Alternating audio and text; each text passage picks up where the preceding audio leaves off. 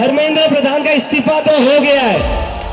অবশেষে আন্দোলনকারীদের কাছে নতি স্বীকার করল ভারত সরকার। ককরোচ জনতা পার্টির উত্থাপিত সব দাবি মেনে নেওয়ার ঘোষণা দিয়েছে কেন্দ্র।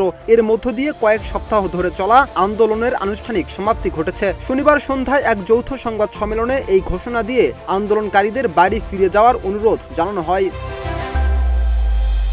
আন্দোলনের শুরু থেকেই শিক্ষা ব্যবস্থার সংস্কার, নিট প্রশ্নপত্র ফাঁসের বিচার, শিক্ষার্থীদের উপর দমন পীড়নের তদন্ত এবং দায়ীদের বিরুদ্ধে ব্যবস্থা নেওয়ার দাবি জানিয়ে আসছিল ককরোচ জনতা পার্টি। দেশজুড়ে বিক্ষোভ, অবস্থান কর্মসূচি ও মিছিলের মাধ্যমে আন্দোলন ক্রমেই তীব্র হয়ে ওঠে।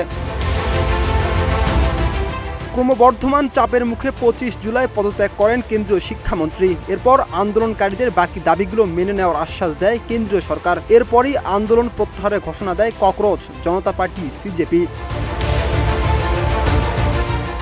সরকারের আশ্বাসের মধ্য দিয়ে আপাতত রাজপথ ছেড়েছে আন্দোলনকারীরা। তবে প্রতিশ্রুতি বাস্তবায়ন না হলে আবারও কর্মসূচিতে ফেরার সতর্কবার্তা দিয়েছে ককরোচ জনতা পার্টি।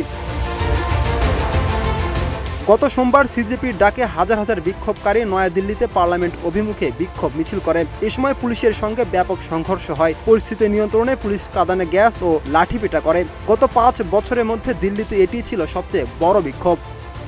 রাকিব হাসান, ইত্তেফাক নিউজ।